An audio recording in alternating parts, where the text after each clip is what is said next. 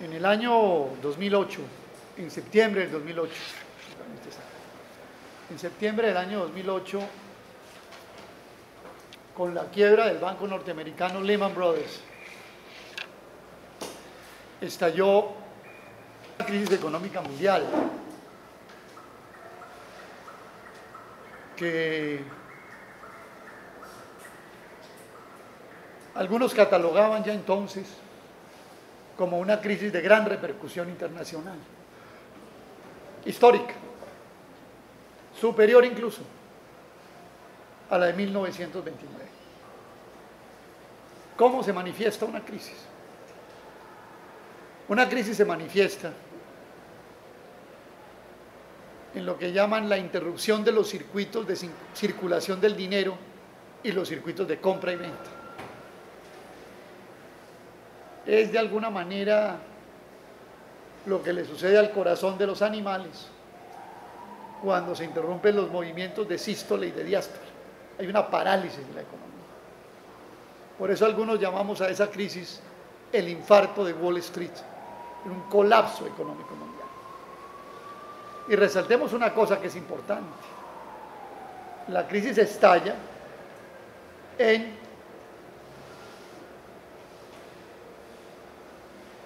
el corazón del capitalismo mundial, en la sede del capitalismo mundial. No es una crisis que estalle en ningún mercado o en ningún país secundario. Estalla en el punto central de la economía mundial.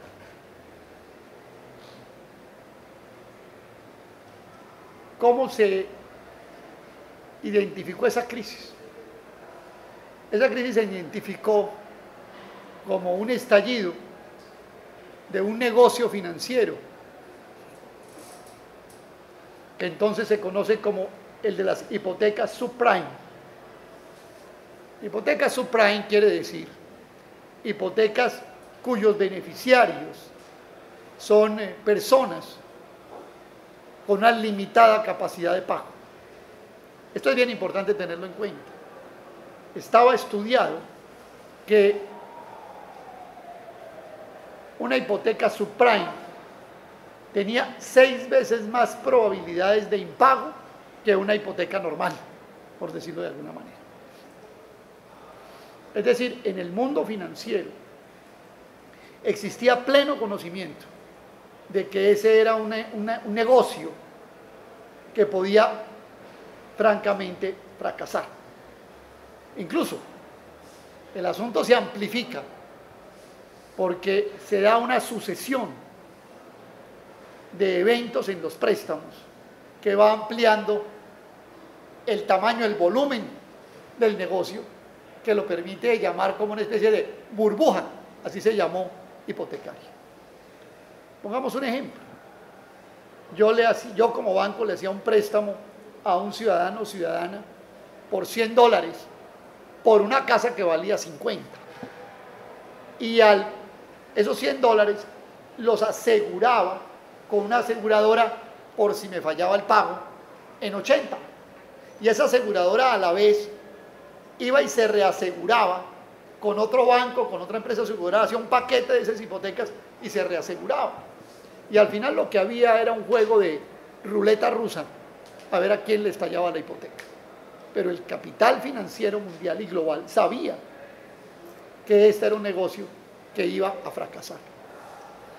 Y muchos de ustedes preguntarán, pero bueno, si se sabía, ¿por qué se hizo? Se hizo por la arquitectura de la organización económica contemporánea. En el mundo actual, por cada dólar de producción de mercancías y servicios, hay $10 de dinero. Es decir, el mundo tiene un excedente de dinero enorme, que está en forma de créditos, seguros, mercado de divisas, acciones bursátiles y las distintas formas de desarrollo del dinero que hay en el mundo de la especulación. Cuando la crisis estalla, la mayoría de los economistas clásicos señalaron que era una crisis que se debía, y hoy todavía lo dicen algunos, fundamentalmente a problemas de ambición, de superación de elementos éticos de los negocios. Esa, por ejemplo, es la teoría que sostiene el actual ministro de Hacienda de Colombia, Juan Carlos Echeverri. Hubo algunos otros que señalaron que esa crisis obedecía a un problema del ciclo económico capitalista. Inclusive se remitieron a las teorías de los ciclos de largo plazo. Y hubo otras personas que opinamos que se trataba de una crisis estructural. Uno escuchaba cosas como esta.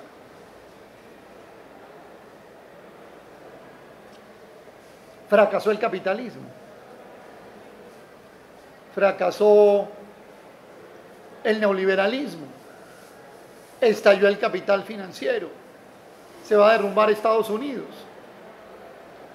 Y aunque afirmaciones tan categóricas no pueden, digamos, concretarse, la verdad es que en medio de todas esas aseveraciones hay algo de los elementos fundamentales de la crisis. Muchas gracias.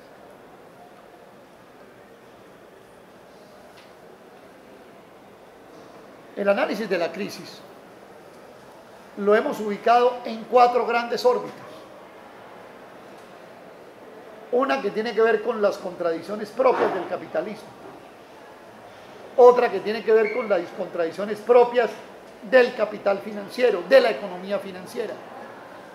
Otra que tiene que ver con las contradicciones del neoliberalismo y del modelo global, de la globalización. Y otra que tiene que ver con problemas estructurales de los Estados Unidos de Norteamérica.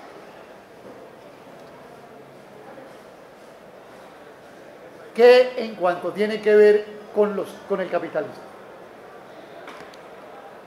El modo de producción capitalista es un modo de producción que tiene una contradicción que le es propia y recurrente, que es que el capitalismo tiene una tendencia natural a decaer de su tasa de ganancia. Es decir, el capitalismo no es el capital gana y gana y gana y siempre con una tasa de ganancia al alza. El capitalismo tiene una tendencia natural a decrecer y que se manifiesta en las crisis capitalistas y que logra resolver por distintas vías, por la eliminación de medios de ganancia, por la quiebra de algunos agentes económicos que son absorbidos por otros, por la concentración de los medios de ganancia, etc. Un análisis que hacíamos de la tasa de ganancia del capital en los últimos 10 años, antes del 2008, mostraba cómo en el caso de los Estados Unidos, al calibrar esa tasa de ganancia, se encontraba que había ascendido a mediados de la década y después había vuelto a decaer a finales de la década de 2009. ¿Cómo se manifiesta esa caída de la tasa de ganancia? Hay unas mediciones técnicas en la economía admitidas hoy para calcular esa tasa de ganancia. Se calcula el Producto Interno Neto, se le resta el fondo de salarios, se divide por el capital productivo y se encuentra que la tasa de ganancia subió y empezó a decaer. ¿Cuál era la explicación para ese decaimiento de la tasa de ganancia? El primer punto es este, compañeras y compañeros. Una gran parte de la industria localizada en los principales países capitalistas, empezando por los Estados Unidos, fue trasladada a países periféricos en la globalización. En ese sentido, el traslado de fábricas completas y de empresas completas para elaborar hasta productos tecnológicos, computadores, distintos tipos de desarrollos industriales, fue a China. Inicialmente en China los bajos salarios crecían por debajo de la productividad del trabajo chino. Hoy, y desde el año 2008, la productividad del trabajo en China viene creciendo por debajo de lo que están creciendo los salarios. Y eso lesiona de manera muy grave la tasa de ganancia del capital. De tal manera que uno puede señalar que evidentemente una caída de la tasa de ganancia general del capital productivo estaba produciendo una desaceleración de la economía. Y esto lo quiero señalar porque es importante. Esta tesis de la economía marxista, de la tendencia natural a decrecer de la tasa de ganancia, se hace presente en esta crisis. Ese es un hecho innegable. Pero quiero agregar algo más. Después de 3 años de crisis, para el año 2011, se han vuelto a hacer mediciones sobre la tasa de ganancia. Es decir, sobre hay recuperación sostenible y sólida de la economía norteamericana. Y es bueno señalar que esa recuperación a duras penas hoy alcanza a una centésima, por decirlo de alguna manera. Si la tasa de ganancia del capital en el año 2008 estaba en 0,38, hoy está en 0,39. Es decir, es una recuperación muy poco importante, sin que muestre una tendencia de recuperación sólida. Y cuando se mira a qué obedece esa centésima de recuperación de la tasa de ganancia, se encuentra que obedece principalmente a una reducción del fondo de salarios. De hecho, en Estados Unidos se pasó de una población ocupada en el 2008 de 135 millones de personas a una población ocupada de 128 millones de personas. Es decir, 7 millones de desempleados que disminuyen el fondo de los salarios, el gasto en salarios. Pero adicionalmente, de esos 128 millones de personas, 28 millones pertenecen a lo que llaman trabajo asalariado part-time, de tiempo parcial. Es decir, personas que un día les sale un trabajo, otro día no, o trabajan en 3 actividades distintas durante el mismo día para completar su salario. Cuando comenzó la crisis, eran más o menos de 20 a 21 millones de personas en part-time. Hoy hay 28 millones de personas en tiempo parcial. Es decir, el primer elemento de recuperación de la crisis se ha resuelto por la vía del desempleo y por la vía del trabajo no decente, del trabajo parcial. El segundo elemento, que tiene que ver con las crisis del capitalismo, es el arma que ha utilizado Estados Unidos para la recuperación, que incluso pues ellos señalan que ha empezado. El primer elemento es el de la emisión monetaria. Estados Unidos, en el año de 1973, le anunció al mundo que el acuerdo de Bretton Woods, ese acuerdo por el cual el dólar norteamericano se respaldaba con oro a un valor de $35 la onza, quedaba roto. Y a partir de ese momento, la emisión monetaria en los Estados Unidos se hace sin ninguna discreción en la medida en la cual la economía norteamericana necesite reanimarse. Se han emitido entre el año 2008, septiembre, y diciembre del 2011, 2.600.000 millones de dólares. Es decir, se ha cogido la máquina de hacer dólares y se ha impreso dinero por 2.600.000 millones de dólares. Eso ha permitido que los Estados Unidos de Norteamérica logren devaluar su moneda frente a las demás monedas del mundo y tratar de ganar alguna competitividad por la vía de la tasa de cambio para sus exportaciones. Sin embargo, como todos ustedes saben, esa emisión monetaria ha causado la protesta de muchas economías, no solo porque se trata de una especie de juego sucio, sin ningún costo, sino porque además muchos países como China, como Japón, que tienen sus ahorros en bonos del Tesoro norteamericano o nominados en dólares, pues ven disminuido el valor de sus ahorros en la medida en que el dólar pierde valor frente a otras monedas en el mundo.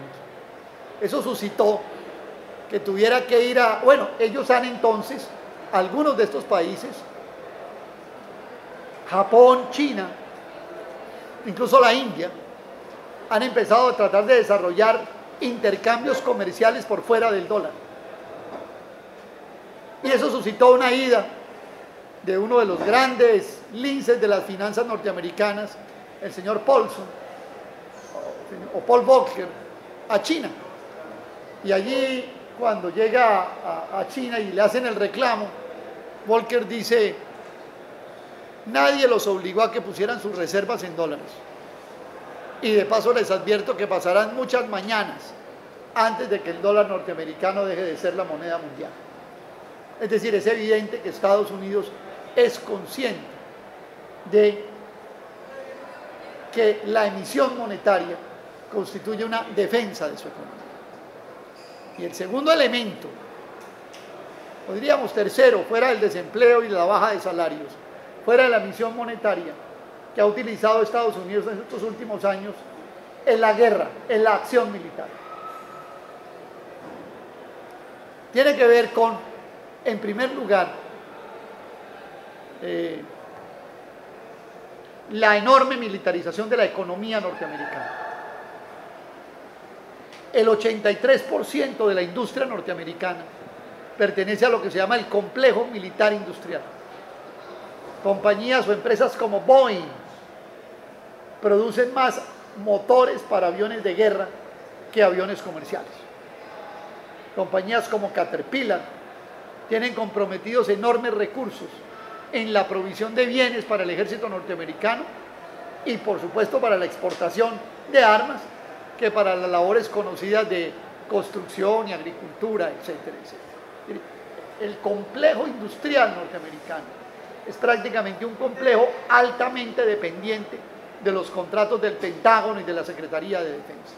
Y por supuesto la guerra, que ya todos sabemos en este periodo el imperialismo constituye mecanismos de dominación y de opresión, también se vuelve un enorme negocio para sectores muy importantes de la economía norteamericana. Esa guerra incluso involucra a países como Colombia. De hecho, la plata de los Estados Unidos en el Plan Colombia son contratos del Pentágono con compañías norteamericanas, Lockheed Martin, las que elaboran los helicópteros, las municiones, etc. Y adicionalmente, pues por supuesto tiene que ver con el control físico de zonas estratégicas para Norteamérica. Estados Unidos tiene un problema estructural de carácter energético. Estados Unidos produce 9 millones de barriles diarios de petróleo y consume 21. Luego tiene un déficit en petróleo que es estructural. Y en ese sentido, el control de las fuentes de energía y de materias primas se vuelve fundamental. Llama la atención, por ejemplo, que el llamado discurso del Estado de la Unión de Obama, a comienzos de este año, es un discurso que enfatiza en la necesidad de buscar fuentes de energía alternativas que eliminen a los Estados Unidos de ser un país dependiente del petróleo extranjero y sobre todo del petróleo que los norteamericanos llaman proveniente de países inestables políticamente. Estados Unidos compra 11 a 12 millones de barriles diarios de petróleo de la siguiente manera. Más o menos 5 millones de barriles de petróleo provienen de México y Canadá. Resaltemos una cosa: el Tratado de Libre Comercio de Estados Unidos con México y Canadá, el producto que más se comercializa es el petróleo. Es decir, es un tratado que tiene clarísimas intenciones en materia de petróleo. Pero la demás provisión diaria de petróleo de Estados Unidos proviene de países como Venezuela, Angola, Argelia, Rusia, Arabia Saudita, Nigeria, es decir, países desde el punto de vista del Departamento de Estado, entre comillas, políticamente inestables, es decir, países que no son afines, no son cercanos a la política norteamericana. De hecho, el de transformar a Colombia en un país petrolero y minero tiene también que ver con este problema, en la medida en que Colombia, desde el punto de vista de la óptica norteamericana, no es un país políticamente inestable, sino pues es un país políticamente sometido y subyugado a los intereses norteamericanos. Así haya que sacrificar al resto de la economía colombiana, lo que la dirigencia colombiana ha hecho en este sentido es ir acomodando y amoldando y reestructurando la economía nacional a volverse un proveedor de petróleo seguro para los norteamericanos. Incluso la aplicación de agrocombustibles y el desarrollo de agrocombustibles y la aplicación en nuestros motores aumenta la oferta disponible de petróleo exportable para que Estados Unidos se pueda hacer a un petróleo seguro y barato como es el petróleo colombiano. Recordemos que hoy la gasolina norteamericana en California, en Nueva York, en Miami, en Washington, en Boston, en Chicago, es mucho más barata a pesar del petróleo importado que la gasolina en Colombia. Es decir, hoy puede estar la gasolina en los Estados Unidos a $3.30 y en Colombia está a más de $4, casi $4.50. Y se hace con petróleo enviado desde Colombia.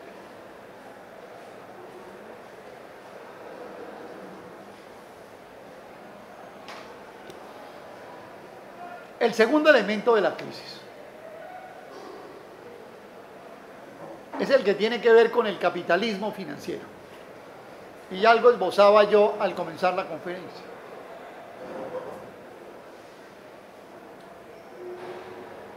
La crisis capitalista y la crisis mundial no es una crisis por excedentes, por faltantes, por estrechez, por déficit, sino por excedentes de mercancías y excedentes de capitales. Es decir, en el mundo,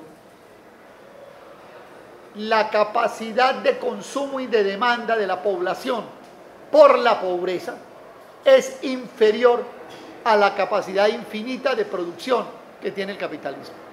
Y por lo tanto, enormes cantidades de dinero, la mayoría, 9 de cada 10 dólares que hay en el mundo, no van a la producción, sino que van a la especulación. En todas las formas que yo he señalado. Y empecé señalando una de las que se presentó, de las hipotecas subprime en los Estados Unidos. ¿Qué es lo que se hace con ese capital excedentario? Con ese capital excedentario se generan mecanismos de multiplicación del capital, de reproducción del capital, que no va a la producción. Y señalábamos ahora que la crisis de las hipotecas subprime es a duras penas una manifestación de lo que se ha convertido en una enorme burbuja de endeudamiento mundial.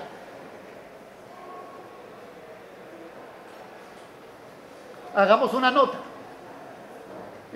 El modelo de educación con ánimo de lucro en los Estados Unidos ha producido una burbuja de préstamos y de créditos en la población estudiantil y de profesionales jóvenes que está tasado en $1 billón.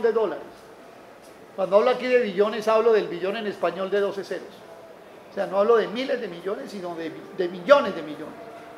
Hoy el fondo de créditos para la educación superior con ánimo de lucro en los Estados Unidos vale $1 billón.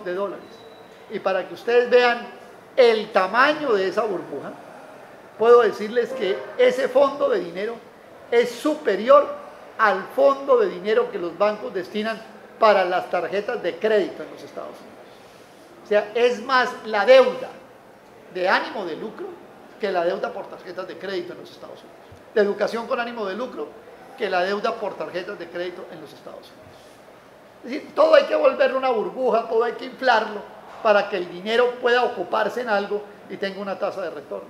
Ese modelo era el que se quería imponer en Colombia con la famosa ley de la educación con ánimo de lucro, que generaba desde la oferta universidades negocio y desde la demanda crédito para financiar la educación. Es decir, generaba una burbuja de negocio y lo volvía con eso a la educación superior un nicho del capital financiero. Peligro del cual todavía no se ha salvado la universidad pública ni la universidad privada colombiana, porque está allí en el alma de los tratados de libre comercio y del Tratado de Libre Comercio con los Estados Unidos en el capítulo de servicios. Es decir, en el tratado ya está. La pelea es por la ley que lo implementa, que es de alguna manera lo que pretendía hacer el gobierno ensillando antes de enlazar. Todavía ese pleito está pendiente.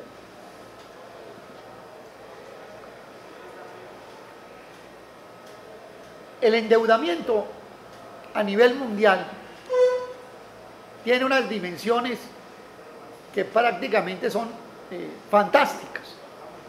Por ejemplo, cuando se suma la deuda del gobierno, más los hogares, más la de los bancos y el sector financiero, más de las empresas no financieras, es decir, de esas 4 fuentes de endeudamiento: gobierno, deuda privada o deuda de los hogares, como se llama técnicamente, deuda financiera y de empresas no financieras.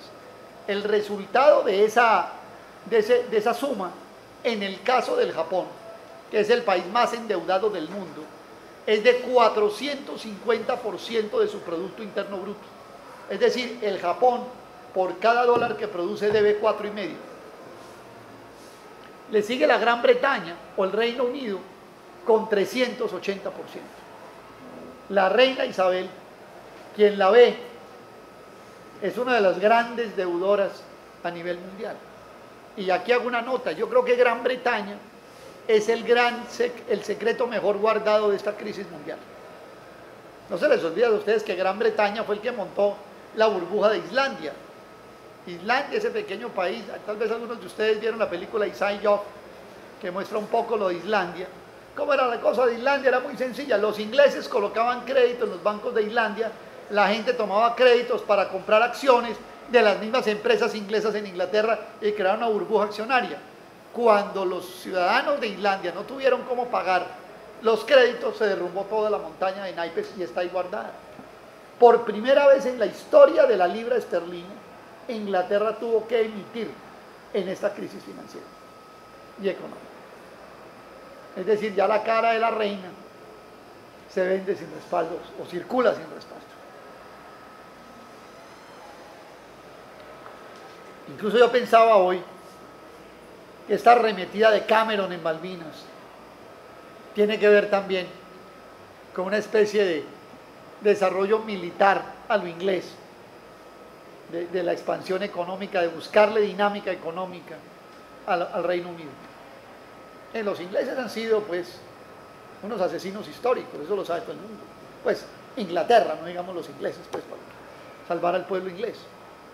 Pero es decir, los crímenes que los ingleses han hecho durante 300 años en el mundo, por los 5 continentes, si tienen récord en los 5 continentes, han sido, en la India, en los propios Estados Unidos, ¿cierto?, en Europa, en el África.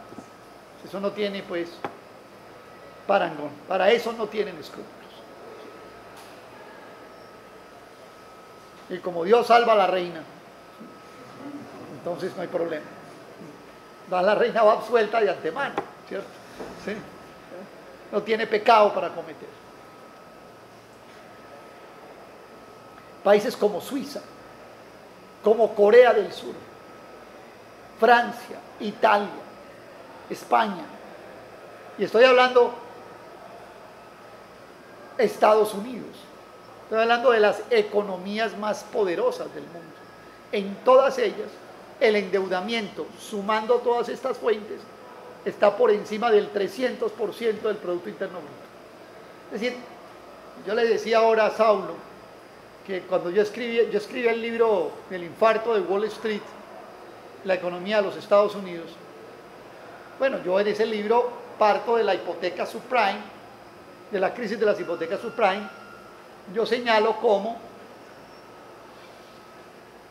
la crisis es global y sistémica, pero debo reconocer que me quedé corto cuando miré la burbuja de endeudamiento. La verdad es que yo centro el libro fundamentalmente en las burbujas norteamericanas, incluso desde los años 70, cuando se monta la burbuja de la deuda latinoamericana, después cuando se monta la llamada burbuja de las empresas.com y después cuando se monta la burbuja de las hipotecas subprime.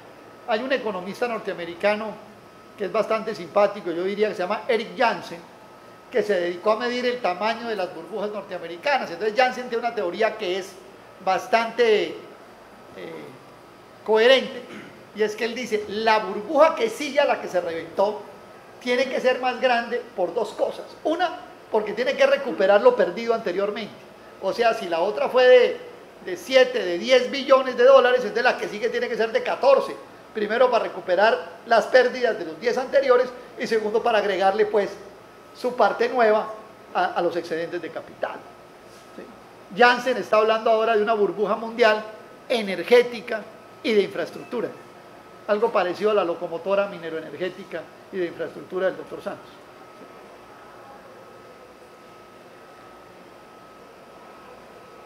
La crisis global de endeudamiento es decir, estalla en Grecia. Eso es lo que estalla en Grecia. A mí me parece importante señalar que lo que estalla en Grecia no es lo que llaman el estado de bienestar europeo ni nada de esa vaina. Lo que estalla en Grecia es, yo diría, la primera, lo que estalló en Estados Unidos fue las hipotecas subprime. Lo que estalla en Grecia es un país. Eso es bien importante tenerlo en cuenta. ¿Sí? Es más grave lo de Grecia que lo de las hipotecas subprime, que lo que estalla es un país entero. La economía se despedaza. ¿Qué es lo que sucede?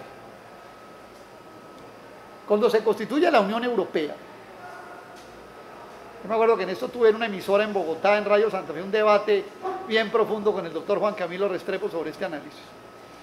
Cuando se constituye la Unión Europea, se constituye sobre la base de que Alemania y Francia, algo Inglaterra y un poco Italia, se encargaban de venderle mercancías a las demás economías europeas más débiles.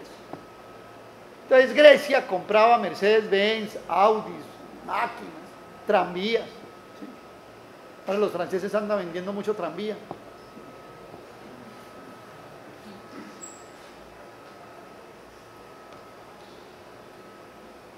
Y lo financiaban con turismo. Es tranquilo, yo les vendo y ustedes con las divisas del turismo, de la Acrópolis y de las islas me van pagando. El teorema de la ventaja comparativa. Eso no fue sostenible. Usted a punta de hacer paseitos por el Egeo, ¿sí? No iba a pagar todas esas mercancías que se están... Y Grecia empezó a tener déficits comerciales que se financian ¿cómo? Con endeudamiento. ¿Eso qué va a repercutir? En una variable fundamental en el mundo globalizado hoy, que es ¿cuál? El déficit de la cuenta corriente de la balanza de pagos. Y comienza el ciclo vicioso. Pago para que me presten y me prestan para pagar. Ustedes recuerdan que Goldman Sachs, uno de estos grandes bancos, maquilló la deuda griega durante casi 2 años, hasta que fue insostenible. Y en un momento dado, una economía débil, yo no quiero menospreciar a los griegos, ni mucho menos, pero uno puede decir que Atenas es algo así como una ciudad intermedia de Colombia con Acrópolis. ¿Sí? Un poquito más, pero no mucho más. ¿Sí? Con alguna industria pequeña, muy volcada hacia el turismo, a la artesanía, bueno, todo lo que es la industria de sin chimeneas, como llaman eso. ¿Sí? Estalló. Acumuló una deuda de 120.000 millones de euros que no puede pagar.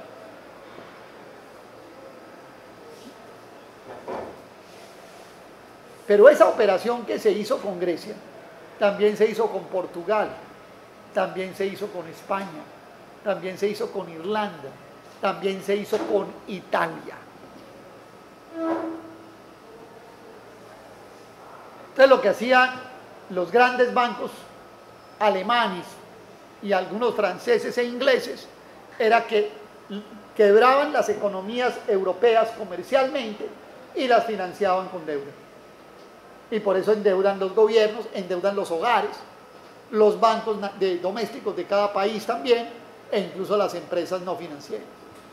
Al final lo que hoy es Europa son, los 27 países de la Unión Europea son 26 burbujas, incluido Francia, que está ya agazapada, ¿cierto? Y un prestamista que es Alemania y el Banco Central Europeo. acompañado ese intercambio comercial en varios países, especialmente en España, Irlanda e Italia, una burbuja inmobiliaria. Es decir, también se prestaba dinero para desarrollos urbanísticos del gran capital financiero en estos países. Uno puede llegar a pensar que Berlusconi es medio agente de los alemanes, ¿no? ¿Cierto? Sí, porque realmente Berlusconi lo que hace es montar este modelo en Italia y entregarle Italia a los alemanes.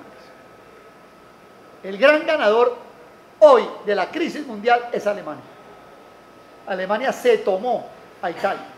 El 27% de los bonos de deuda italianos están en bancos alemanes. Pero también tiene la otra cara, que si Italia no paga, se arrastra Alemania. Contrario a Estados Unidos, yo dije, Estados Unidos, ¿cómo ha resuelto esto? Con desempleo y bajos salarios, con emisión monetaria y con guerra. Contrario a Estados Unidos, Europa no tiene las mismas posibilidades, por lo menos la de emisión monetaria. Por una cosa muy sencilla, es una moneda única. Bueno, la zona euro, la Unión Europea son hoy 27 países, y la zona euro, me puedo equivocar, no cobija más de 13 o 14 países, está ahí. Pero cuando usted emite euros para salvar a Grecia, devalúa la moneda alemana, devalúa Alemania. Entonces, esa laxitud monetaria que puede tener Estados Unidos no la tiene Europa. Entonces, en Europa, ¿cuál es la solución única? La de la guerra también es bastante, el comparativo de los ejércitos europeos con el de Estados Unidos, China o Rusia, ¿cierto? Ellos mandan ahí sus soldados que acompañen en Afganistán y hacen ahí cualquier cosita, ¿cierto?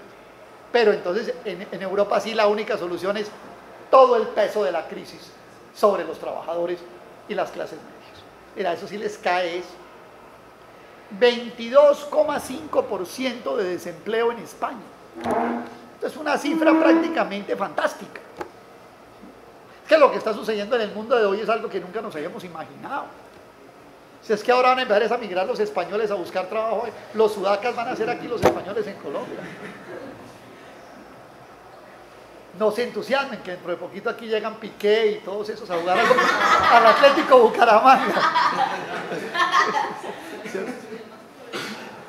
Así como Freddy Rincón iba al Real Madrid, ahora nos vamos a devolver. No, la cosa es dramática, de verdad. ¿Quién se iba a imaginar unos mítines de indignados en Wall Street? Un bloqueo al puente de Brooklyn. Sí, como si se tratara del puente sobre el río Sogamoso. Sí. Sobre el río Hudson, los ciudadanos norteamericanos bloqueando por la crisis. Esa es la realidad. Tuve la oportunidad de estar en Miami el año pasado, a finales del año pasado, y Miami pues es la ciudad, es el paraíso tropical, es el hotel de Madonna, la casa de Julio Iglesias, pues cierto, o sea, lo re bien. ¿Sí? Y hay en Bayside Park, hay un campamento de indignados del 99%. Y eso es lo que el mundo hoy está viviendo. Y yo quiero insistir fundamentalmente en esta idea. Hablando con un economista amigo que está vinculado en centros financieros mundiales, le dije, bueno, ¿qué opina de la crisis? Y me dijo tres, dijo, yo no estoy muy metido en esa área, pero le voy a dar 3 tips. Como dicen ahora, dijo, 1, ya empezó, 2, es estructural, y 3, no nos salva ni Obama. Esos son los 3 tips de la crisis. A mí yo quiero llamar la atención sobre esto. A mí me preocupa que en el mundo esté sucediendo esto y que en Colombia hay como una especie de estamos inmunes, vamos bien, a lo bien, etc. Voy a explicar un poco eso de los países emergentes. ¿En qué consisten las economías? ¿Qué es ser una economía emergente? Eso valdría la pena escribir un artículo sobre eso. ¿Qué es ser una economía emergente?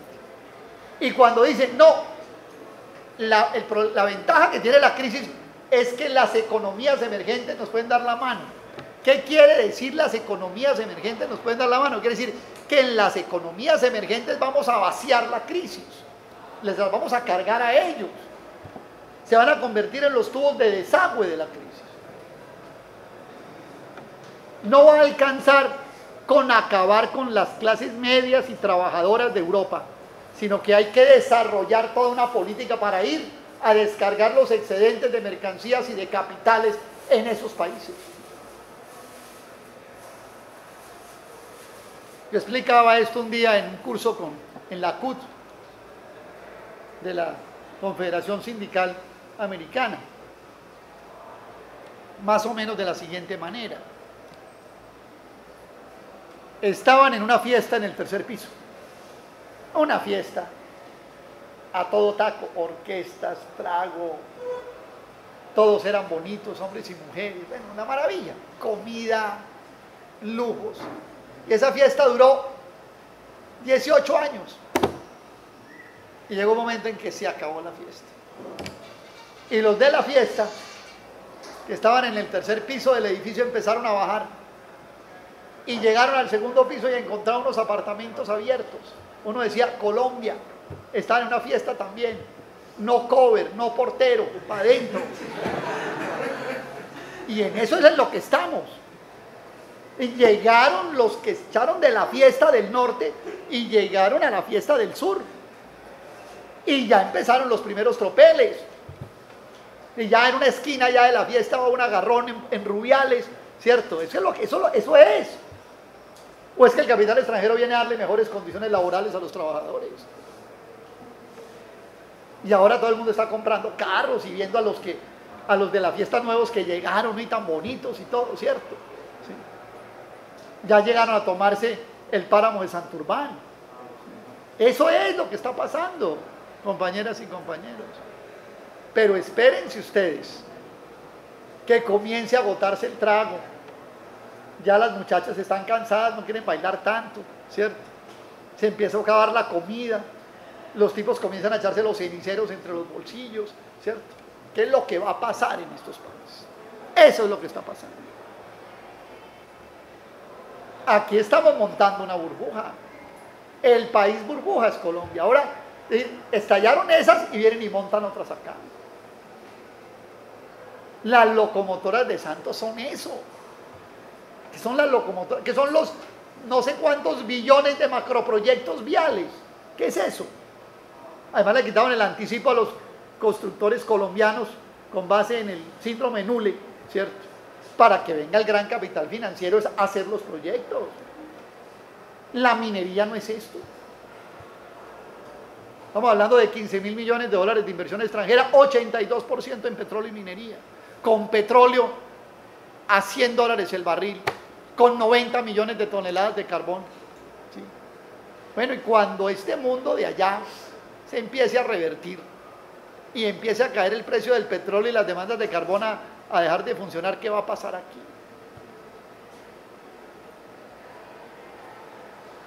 ¿Y cómo va a corregir el modelo?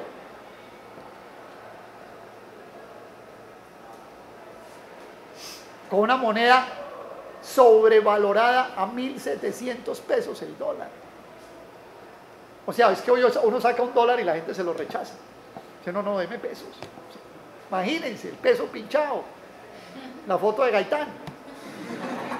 Le gana a George Washington. Entonces, ¿qué es lo que está pasando? Puede que esto suene un poco básico, pero esta es la realidad económica. ¿Sí? Cuando en medio de la crisis el mundo diga, en lo único que me puedo refugiar es en los bonos del Tesoro norteamericano, y entonces comience el dólar otra vez a subir, yo les digo lo que va a pasar en este país. Y tenga que subir la tasa de interés para que los dólares no se vayan, y al subir las tasas de interés se disparan los créditos de todos los carritos nuevos. A ver qué va a pasar acá.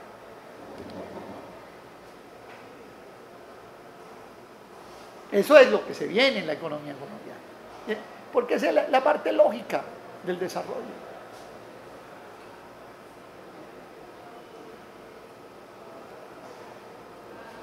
O sea, quiero señalar que no era solo la hipoteca subprime, que es una burbuja global de endeudamiento, y que Colombia ya está hoy en esa burbuja mundial de endeudamiento. La política económica más perversa de la historia de Colombia es la de Juan Manuel Santos. Uribe se le quedó en pañales.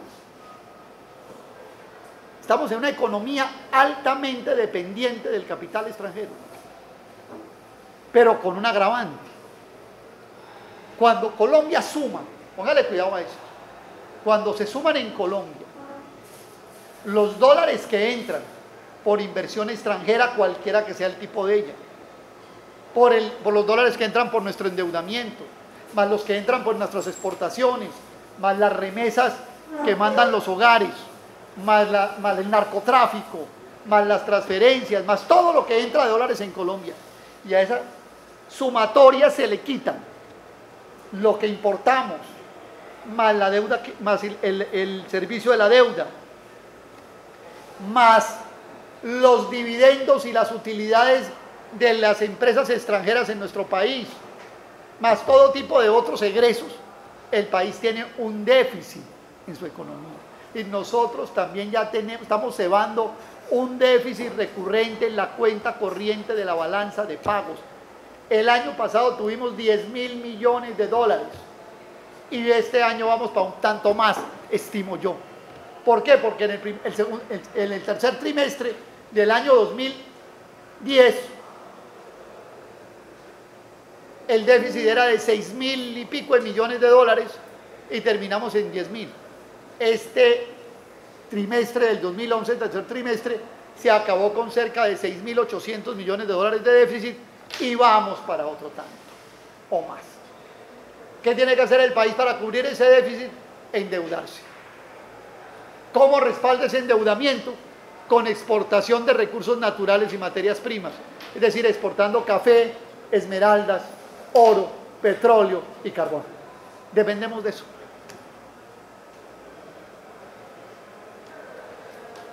Es decir, y lo voy a decir muy claramente hoy aquí en la Universidad Industrial de Santander, Colombia tiene una economía que no es sostenible. El modelo de Santos es un modelo absolutamente riesgoso para el país. Y en eso busquen ustedes opiniones de gente como Alejandro Gaviria, Salomón Kalmanovich, Eduardo Sarmiento, todos nosotros de escuelas y de pensamientos diferentes, y coincidimos exactamente en la misma situación.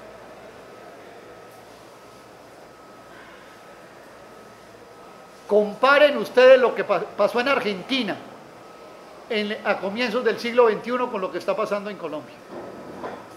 Es exactamente lo mismo. Cuando el Banco de la República sube la tasa de interés, ustedes han oído que por el banco subió. ¿Qué es lo que está pensando el Banco de la República? Es empezar a subir la tasa de interés para que si hay una destorcida en la economía mundial, los capitales atraídos por la tasa de interés colombiana no salgan corriendo. Pero es que hoy estamos en un mundo con tasa de interés prácticamente cero a nivel mundial. Estamos hablando de dinero gratis. La tasa de los bonos del Tesoro norteamericana a corto plazo, semestre, está en 0,05%. Se ha regalado. Que están haciendo los bancos colombianos, Grupo Aval, Banco Colombia, etcétera, es ir al mercado de capitales del exterior, Estados Unidos, paraísos fiscales, etcétera, contratar créditos a baja tasa de interés y venir a prestarle aquí a la microempresa al 39%, o al crédito hipotecario al 20%, o al capital de trabajo al 18%. Y con la sola revaluación pagan los intereses. Los bancos se están endeudando. Ustedes se han dado cuenta que la deuda externa está creciendo más la deuda privada que la pública, porque todos están en eso. Esta mañana en el SENA yo decía, a mí me llama la atención cómo ha venido creciendo el endeudamiento de las 100 principales empresas de Santander. Ya está en el 60%. O sea, de cada activo que tienen, de cada 100 pesos de activos que tienen, deben 60. Y viene creciendo. En el caso de las de comercio, creo, ya va como en el 67. Muchos de esos créditos son contraídos en dólares por la baja tasa en dólares. Pero cuando esta economía revierta, ¿qué? Cuando se escarezca el dólar, ¿cómo van a quedar? Es decir, el mundo es hoy una burbuja que estalló inicialmente en un sector en Estados Unidos, que es global y es sistémica y que hoy está estallando ya en países convertidos en burbuja, y Colombia va en ese camino.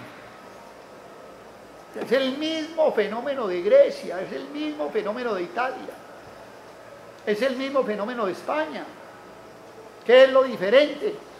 Nada, déficit recurrente en la cuenta corriente de la balanza de pagos, financiado con crédito externo, y respaldado con exportación de commodities, con la fortuna pues de que el petróleo y el carbón con los precios que tienen permiten financiar de alguna manera ese déficit y no pues con las corridas de toros y el olivar y las tablas de quesos de jamón, o de jamón serrano con que financiaban los españoles, pero ese es lo que estamos. Tercer punto, la crisis del neoliberalismo.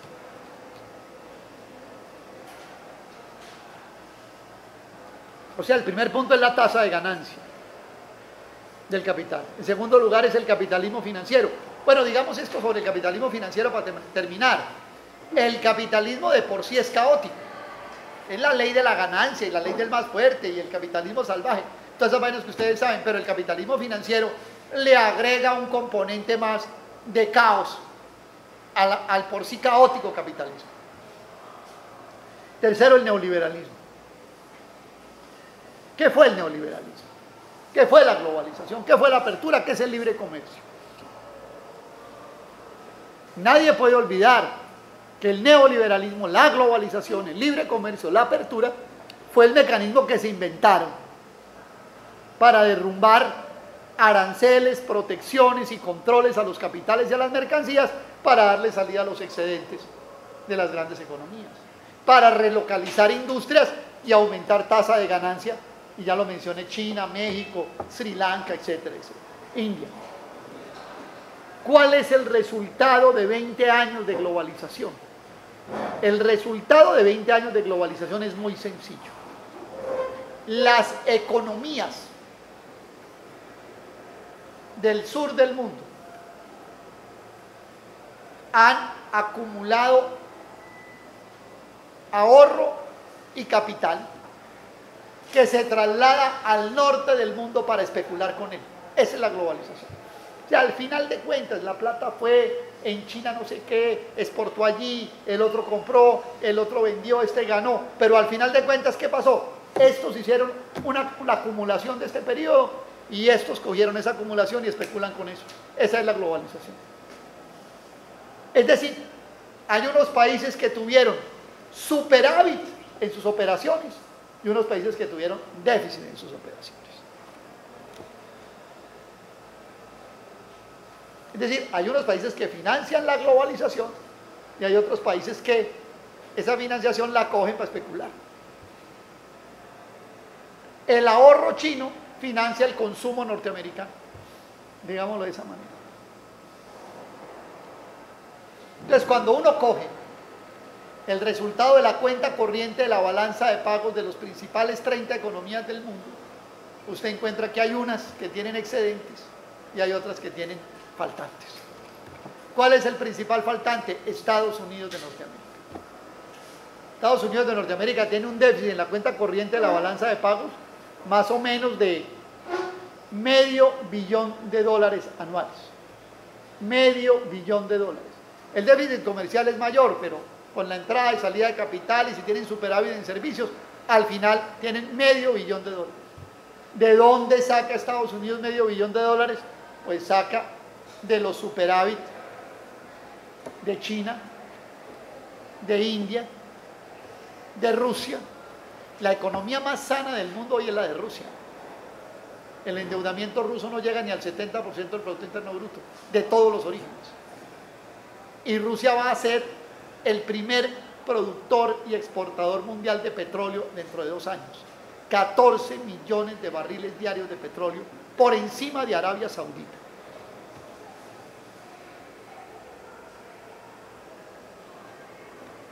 Entonces, China, India, Rusia, Alemania y algo Japón están teniendo los superávits. Francia, Italia, Estados Unidos, curiosamente Brasil, Canadá, están teniendo déficit en su cuenta corriente de la balanza de pagos. ¿Y qué tiene de grave esto? Que esa es la simiente de la discordia.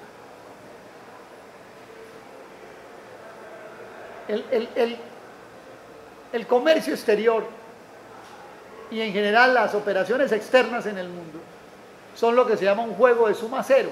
Es decir, lo que unos ganan, los otros lo pierden.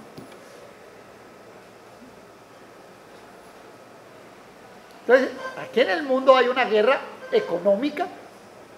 ¿Quién gana y quién pierde en esa operación? Estados Unidos le dice a China, es que usted no puede seguir manejando la moneda, el yuan, con la paridad monetaria con el dólar. O sea, el dólar se devalúa y el yuan se devalúa parejo, porque eso los chinos lo controlan para no dejarse perder competitividad en el comercio exterior. Entonces, el gran reclamo de los gringos a los chinos, no me lleve la moneda igual al dólar. ¿Y cuál es el reclamo de los chinos a los gringos? No devalúe el dólar. Y esas son disputas por las buenas, pero se pueden volver por las malas.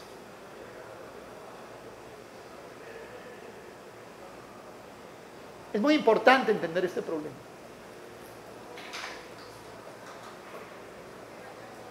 ¿En dónde está el superávit ruso? Está en venderle el petróleo caro al resto. Rusia es un rival de Estados Unidos, para no decir un enemigo, y es el que le tiene que dar el petróleo. Ya le está sacando los ojos con el petróleo. Y además le bloquea la posibilidad de aprovisionarse de otros frentes.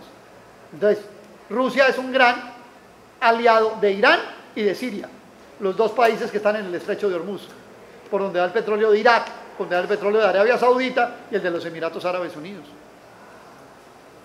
Y aquí estamos hablando ya de palabras mayores. En la medida en que estos superávit y estos déficits van creciendo, en esa misma medida van engordando los presupuestos militares de los respectivos países. Yo quiero llamar la atención sobre este punto que me parece un punto central en esta conversación. Cuando comienza la crisis en el año 2008, ¿qué es lo que se hace? Vamos a reunir al G20, eso invitaron hasta Argentina, como decía yo esta mañana en el SENA, invitaron a la Morocha fue, y la Morocha es Cristina, ¿no? La Morocha fue, y los 20, y la cosa, y entre todos vamos a sacar esto adelante. Lo que uno ve después de 3 años de crisis es que aquí no hay ninguna acción mancomunada ni coordinada para salvar la crisis, sino que hemos entrado a la fase del sálvese quien pueda.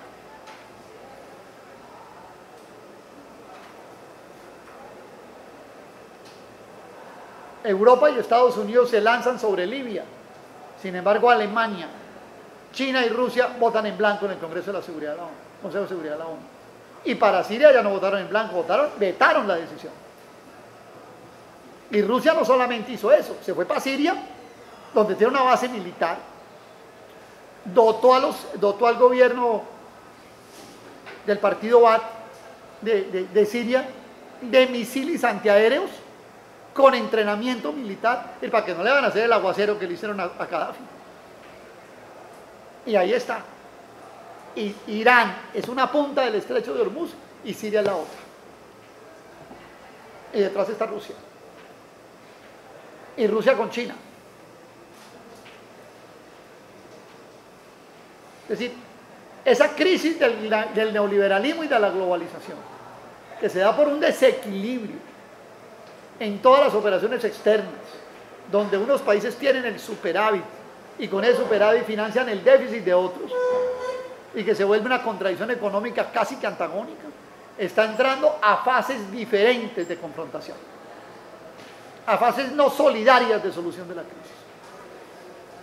El discurso de Obama y el documento del Departamento de Defensa de los Estados Unidos de la estrategia de mantener el liderazgo norteamericano en el siglo XXI, la política 2012-2020, señala que el primer enemigo de los Estados Unidos es Al Qaeda y que lo segundo es el creciente poder militar de China en la zona Asia-Pacífico, que puede volverse una dificultad estratégica para Estados Unidos. Lo dice textualmente el documento.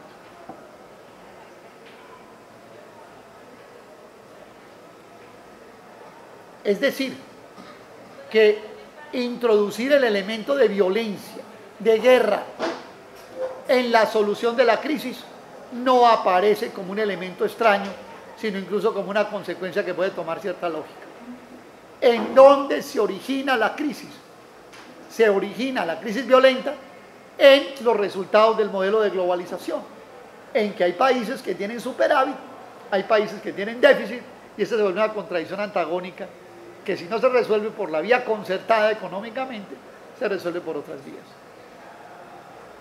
Parte del déficit y parte del superávit tiene que ver con los problemas energéticos. Parte del déficit y del superávit tiene que ver con países que tienen excedentes de petróleo y con países que tienen faltantes estructurales energéticos, empezando por el petróleo. A mí me parece importante señalar que del 2008 acá, este aspecto es nuevo. No solamente la tasa de ganancia del capital no se ha recuperado, no solamente la tasa de ganancia, los mercados financieros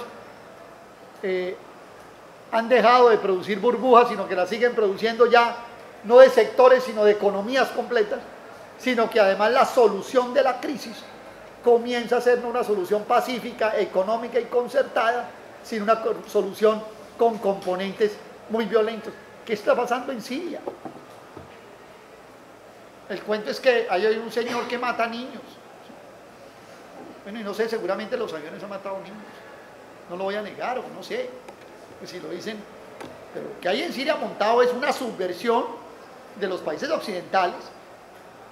E incluso algunos medios dicen con elementos de Al-Qaeda metidos ahí, a tumbar el gobierno, que es un tapón entre Israel y el estrecho de Hormuz e Irán. Eso es lo que están peleando ahí. O sea, son los hijos de los de la cuadra peleando ahí y los papás detrás. Cuando Rusia y China vetan cualquier intervención de ONU en Siria,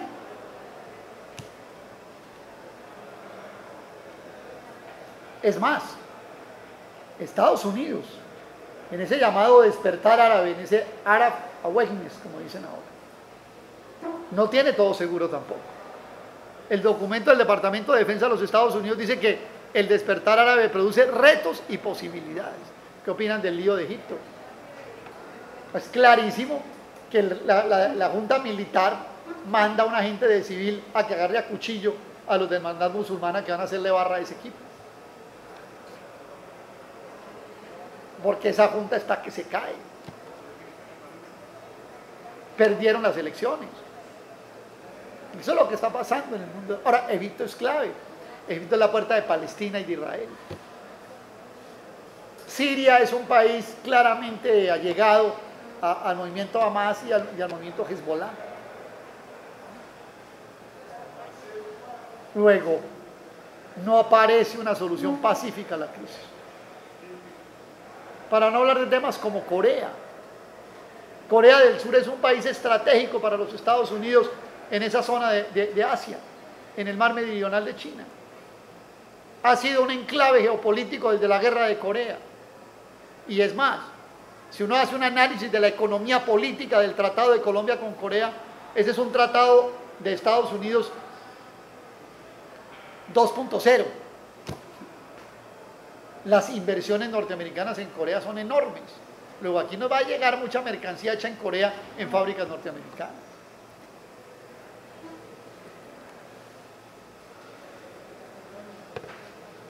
Último punto, la crisis de Estados Unidos.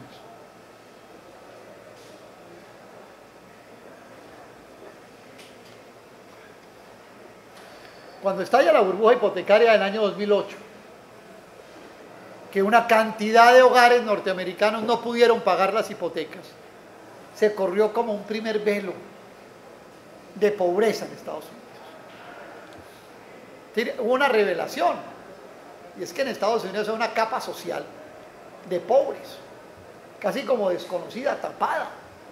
Mire, el mundo hasta el 2008 seguía creando en el American Dream. Después del 2008 comienza a aparecer esa pobreza, ¿no?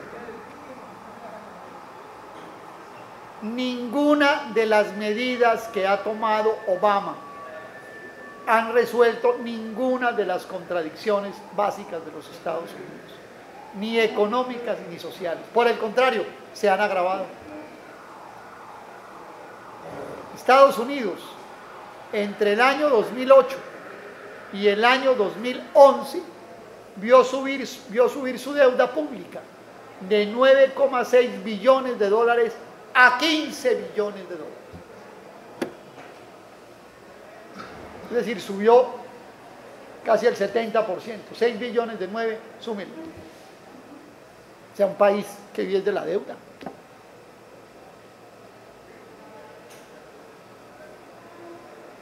El 30% de los ciudadanos negros y latinos que viven en Estados Unidos se consideran pobres. Ciudades como Miami tienen el 33% en nivel de pobreza. Y ya señalé lo del desempleo y lo del part-time, lo del subempleo.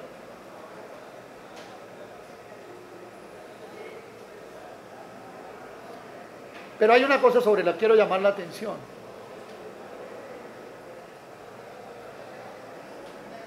¿Por qué se aprueba el Tratado de Libre Comercio?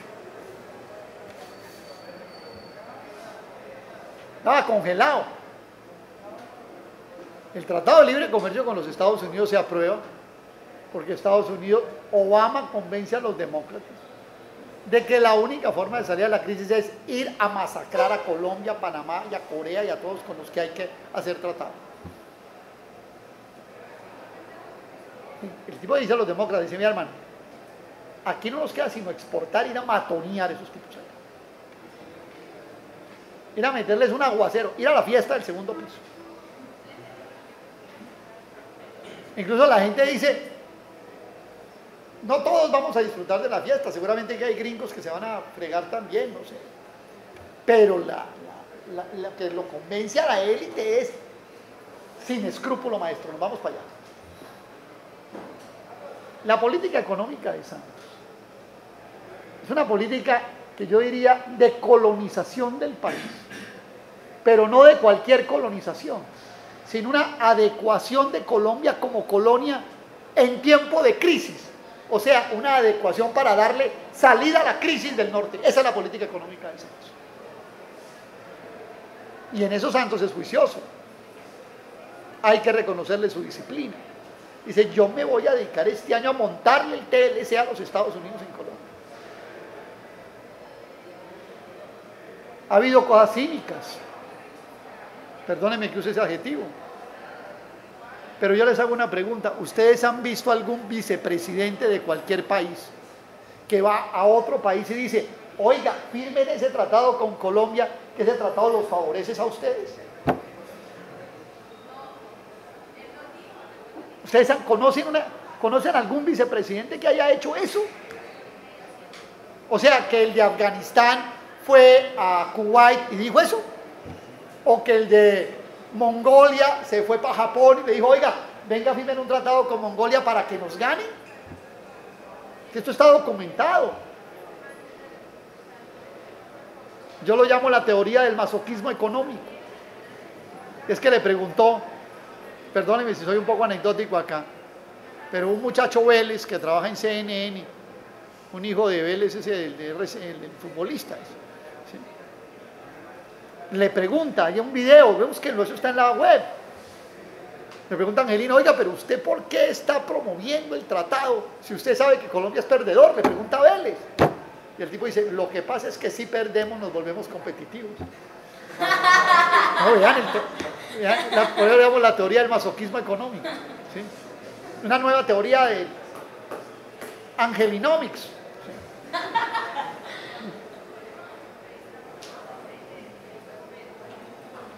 Es decir, ¿qué es eso? Es que estamos adecuando a Colombia para que se vuelva un tubo de salida a la crisis de ustedes. ¿No es eso lo que está diciendo Angelino? ¿No es ese lenguaje el de Angelino? Que es el mismo lenguaje de Santos. En la famosa entrevista del Financial Times, ya como electo en los Estados Unidos en julio, cuando dice que él no va a cambiar las políticas, sino que lo va a cambiar es de tono. y habla pues por primera vez de los iniciativa pro business, o sea, las locomotoras, y habla de petróleo, minería, infraestructura y agronegocio. Traigan, vacíen sus capitales acá, vacíen sus mercancías, aquí estamos de salida para ustedes. Esa es la política económica del Estado.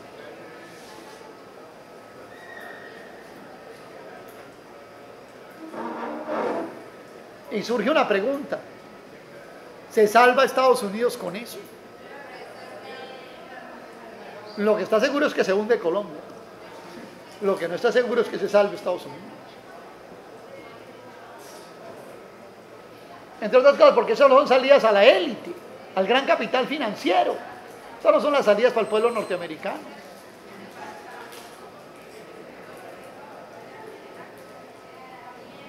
Estados Unidos no le caben más crisis. Tiene déficit fiscal, tiene déficit comercial, tiene endeudamiento a tope, tiene pobreza, tiene un problema de salud estructural que no puede resolver. 3 de cada 10 norteamericanos no tienen salud y 7 de cada 10 latinos tampoco lo tienen. Eso del 99% es perfecto. Es el 99% explotado por el 1% norteamericano.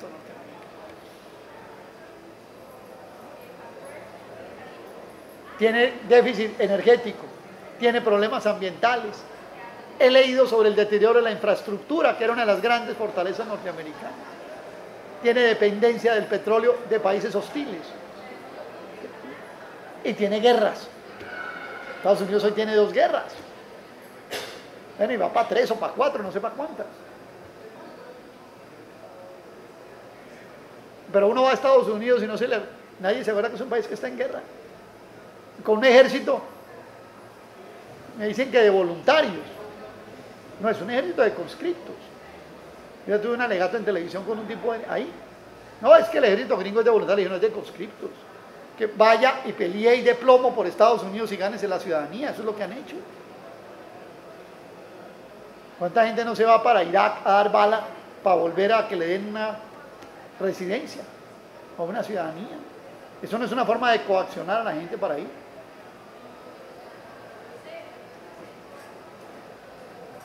Aquí podemos estar, y con esto voy terminando.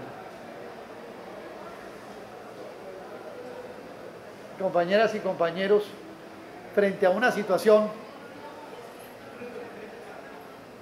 altamente crítica a escala mundial.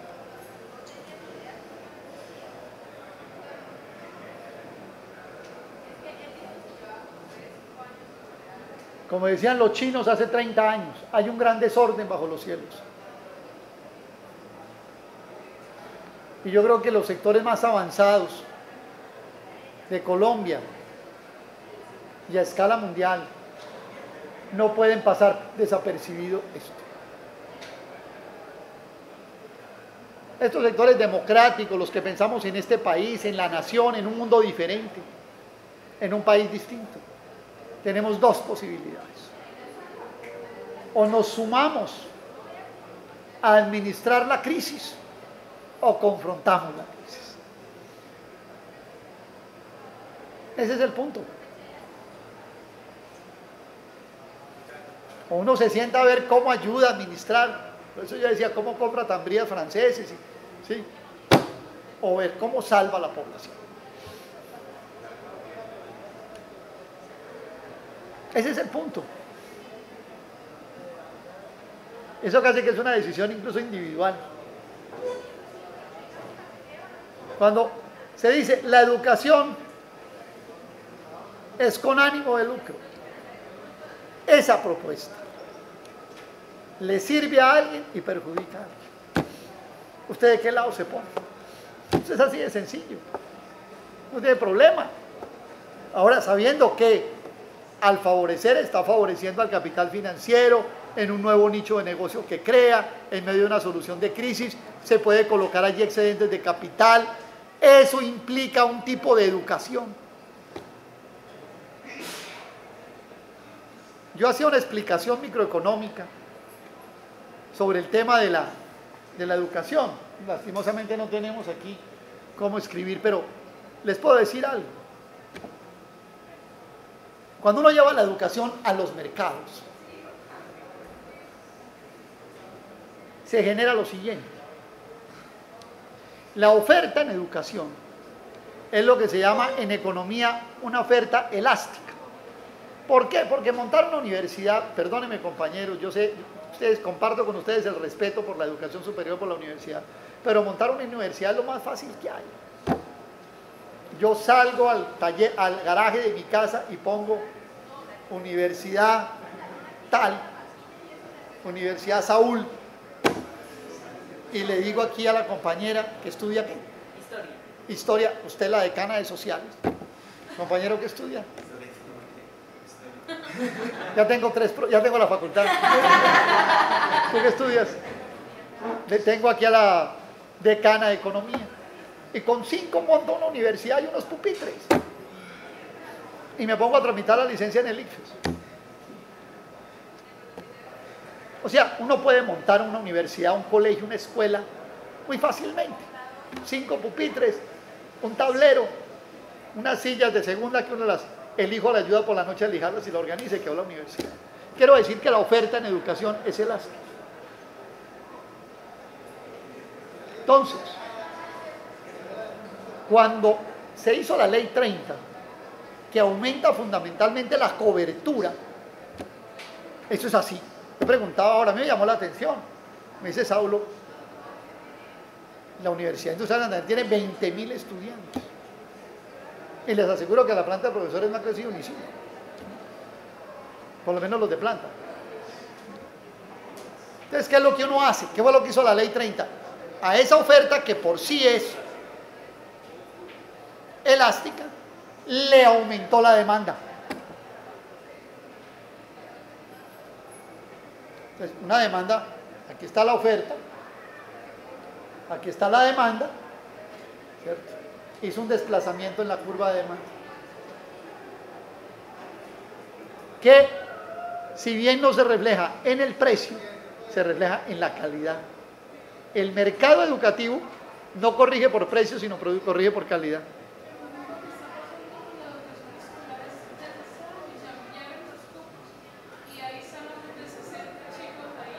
Claro. Y en hacinamiento. ¿Qué es lo que hace la educación con ánimo de lucro?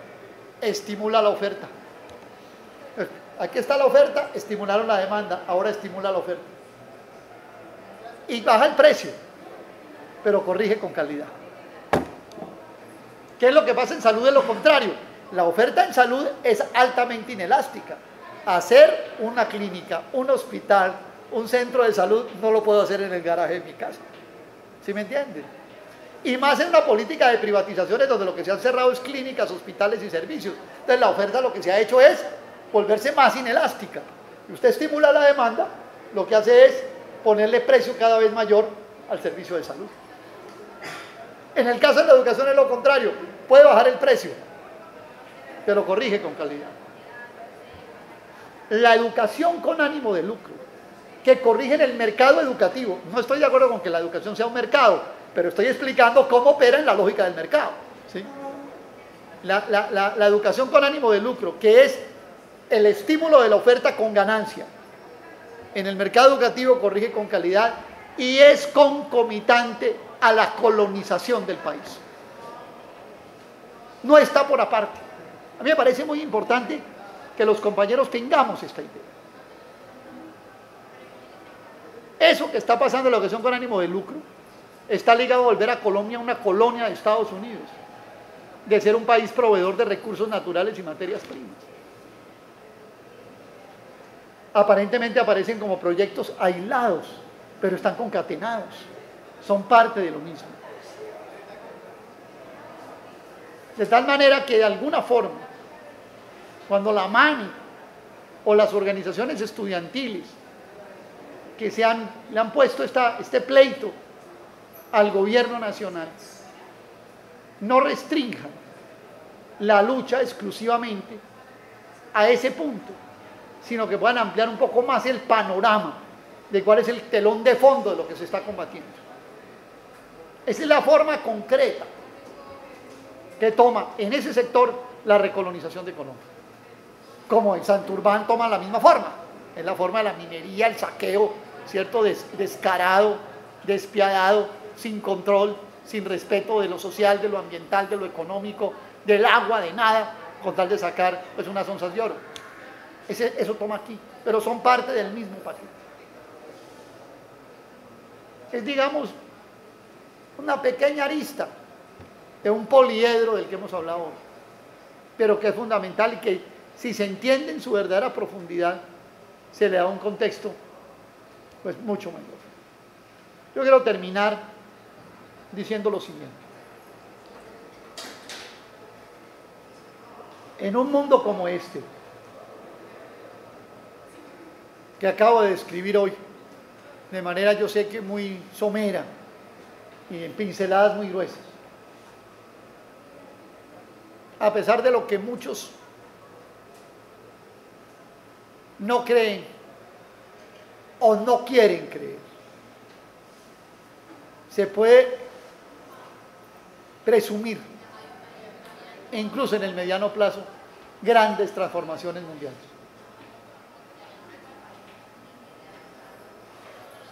Pero que la gente no crea que este modelo general de globalización, o que el capital financiero, o incluso la organización económica estructural que nos rige, se cae sola. Para que se caiga, hay que tumbarla. No se cae por sí sola. Los problemas económicos no se resuelven económicamente, se resuelven políticamente, con todas las formas que toma la política, acorde al nivel de contradicción. Es muy probable que si la biología funciona como funciona algunos de los que hoy estamos diciendo esto, posiblemente no tengamos la oportunidad de ver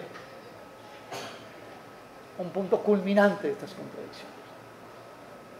Pero las nuevas generaciones, como las que están aquí conmigo, que tienen todavía varias décadas de existencia, creo que deben prepararse para esas grandes transformaciones. Hay un libro de un escritor famoso, Polanyi, precisamente llamado La Gran Transformación, que se escribió en el periodo de la Segunda Guerra Mundial. Y Polanyi resaltaba cómo cuando se presentan crisis tan profundas, en general, el mundo parece recorrer dos caminos. Un camino a soluciones extremas, donde las élites se aferran y montan verdaderos bastiones fascistas. Y otro camino, donde las fuerzas democráticas logran conducir detrás de sí, porque actúan de manera adecuada y correcta, sintonizadas con el interés general, libres de caprichos, de subjetivismos, de entelequias, sino a partir de la realidad concreta de las mayorías, y logran conducir el mundo a sociedades democráticas y más justas. Inspirémonos hoy en la Universidad Industrial de Santander para que ese último sea el camino de Colombia en las próximas décadas. Muchas gracias por escucharme.